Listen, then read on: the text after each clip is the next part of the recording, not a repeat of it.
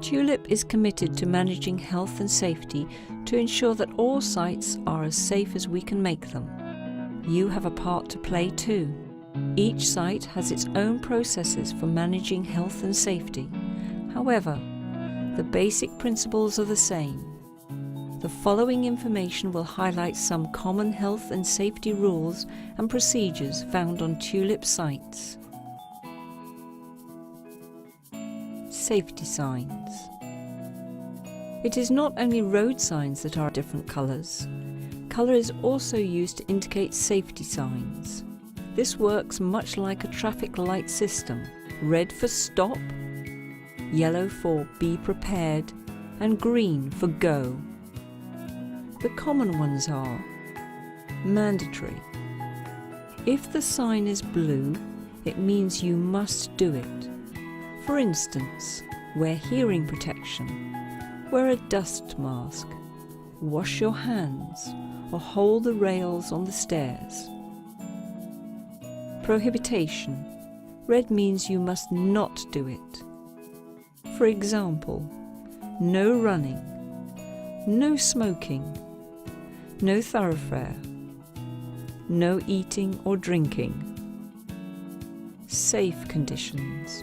When a sign is green, it is an information sign, like the location of first aiders, where emergency exits are, or fire assembly points.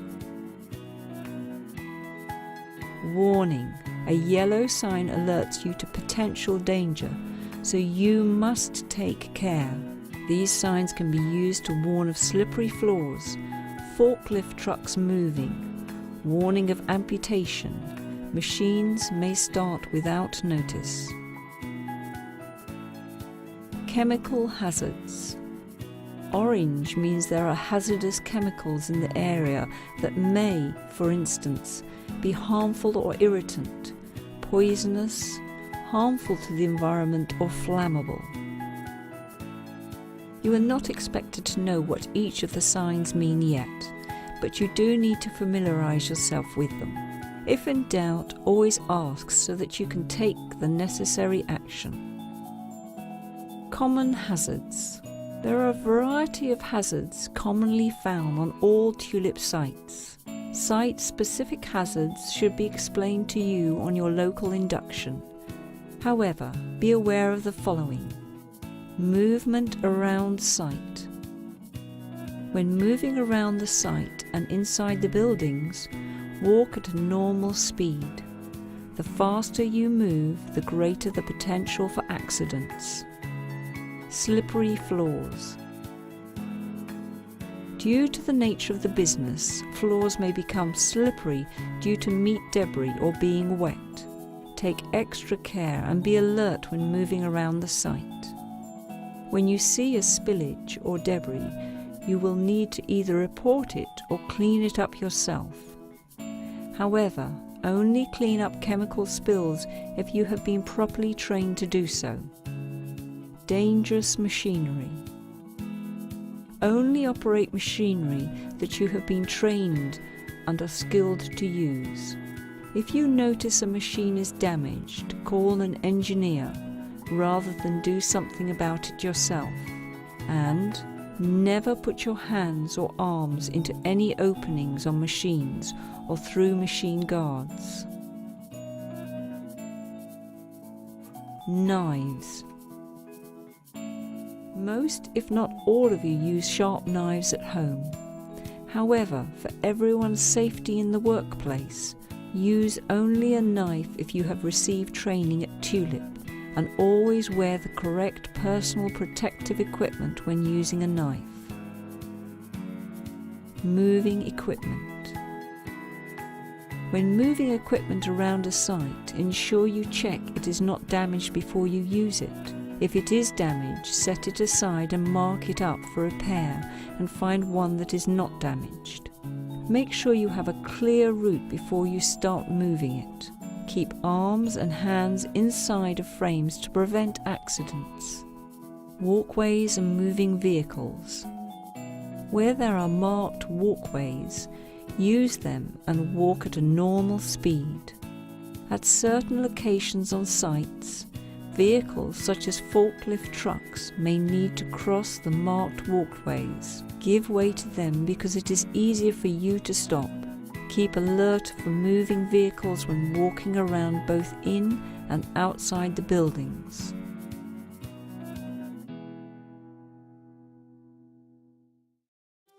Personal protective equipment. Personal protective equipment, or PPE, has already been discussed in the food safety module. PPE in health and safety terms is designed specifically to protect you and provide a physical barrier between you and a hazard. When you see a blue mandatory PPE sign, or you have been told to wear particular protective equipment, then you must wear this. It is a disciplinary offence not to do so. The PPE is your responsibility, so if you find the equipment to be faulty or damaged, or you have not been provided with the relevant PPE in the first place, contact your supervisor or the site health and safety professional before you start the activity. Commonly used PPE on TULIP sites includes dust mask, which is used to protect your airways and lungs and reduce the risk of breathing-related health problems. Eye protection, including safety glasses, safety goggles and face visors, are used to protect eyes from debris, chemicals and other hazards. Hearing protection, such as earplugs and earmuffs, are frequently used on many of the TULIP sites. In some areas you must wear hearing protection, whilst in other areas it may be optional, giving you the choice to wear ear protection or not. Foot protection is used on sites to protect your toes, and some also offer anti-slip protection. Body protection, such as chainmail, arm gauntlets and aprons, are also used when using knives and blades to prevent stab injuries. Fire. If you discover a fire, go and press the nearest alarm. Leave the building through the nearest fire exit, report the fire to the manager, and then go to your assembly point. For everyone's safety, leave all your personal possessions where they are. If you hear a fire alarm, leave by the nearest fire exit and go to your assembly point. In some cases, it may be safe to switch off equipment and close windows and doors en route. However, the priority is leaving safely and calmly. Only trained fire marshals can attempt to put a fire out, and that is only if it is safe for them to do so. The main purpose of a fire extinguisher is to enable access to an exit if needed. First aid and accidents. If you have an accident at work, no matter how small, you must go immediately to a first aider. Once the injury has been dealt with, it should be formally recorded. A near miss is an unplanned event that did not result in injury, illness, or damage, but had the potential to do so. Only a fortunate break in the chain of events prevented an injury, damage, or a loss. These types of incident are to also be formally reported to your supervisor or manager. By gathering accurate information on accidents and near misses, we are able to get a clearer understanding of what we need to focus on at our sites with regard to health and safety. This information is then used to help prevent similar accidents in the future. Chemical safety. Chemicals have been covered in the food safety environmental modules. However, we should be aware that chemicals carry health and safety risks to anyone that may come into contact with them. Chemicals can take the form of liquids, solids, gases, vapours and fumes, and the risk levels relating to them can vary. If you are required to handle chemicals in your role, you will first need to undertake appropriate chemical or COSH, C-O-S HHH training to ensure you are competent to use these safely. If you are unsure of what you are using or want further information, you should speak to your supervisor or your site's health and safety professional. The security practices vary from site to site and are there to protect you and the food we manufacture. Most sites have systems for signing in and out or have a swipe system using a clock card. Some sites will require you to wear a security pass or will at least require visitors to wear these in order to identify who they are. Any vehicle that comes onto a site can be searched. No recording or photographic equipment is allowed on any of our sites without prior permission. This includes cameras, MP3 recorders, for example iPods and camcorders. Mobile phones with or without cameras need to be left in your personal locker. You should also be aware that there is CCTV on all sites for security and safety purposes.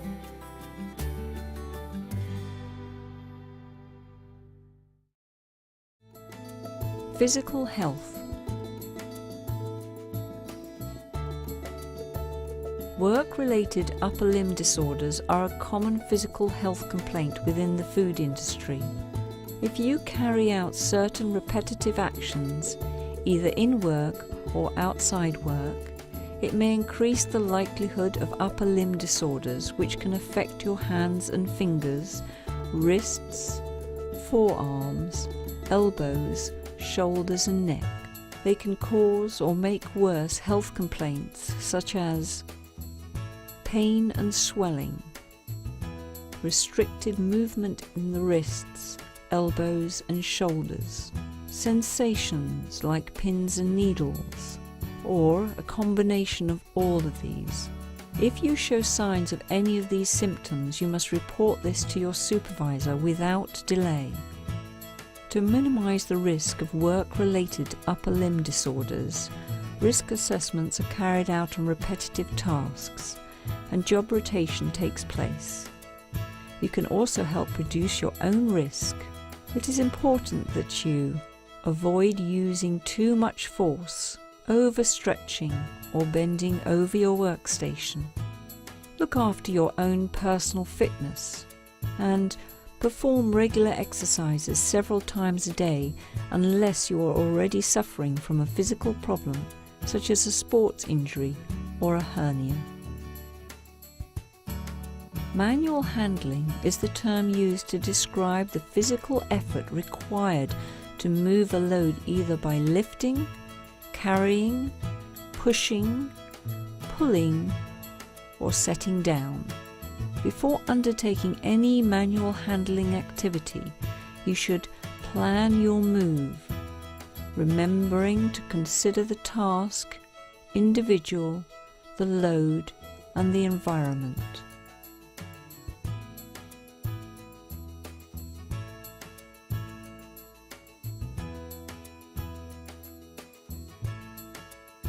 Task. Understand what the task is. For example, if you have to move a load, where is it being taken to? How large is it? How far are you moving it? Will you pass through any areas which could be dangerous? For example, moving forklift trucks. Individual. Are you physically capable of undertaking the task? Have you got an injury which could be made worse by undertaking the task, or are you pregnant? Load. What is the load? You should know the weight of the load. Will the contents shift during the move, or are the contents dangerous which will require the use of PPE? Maybe the load can be split down and undertaken over several moves? Does it have to be moved manually? Is there any equipment that can be used to prevent you from having to move it manually yourself? Can a colleague help you? Remove any obstructions such as discarded wrapping. Environment. Is the light level good? Would you expect any of the floors to be slippery? Is the floor level? Conducting the lift. There is no statutory maximum amounts an individual can lift. The important thing to remember is you should not exceed your own physical ability.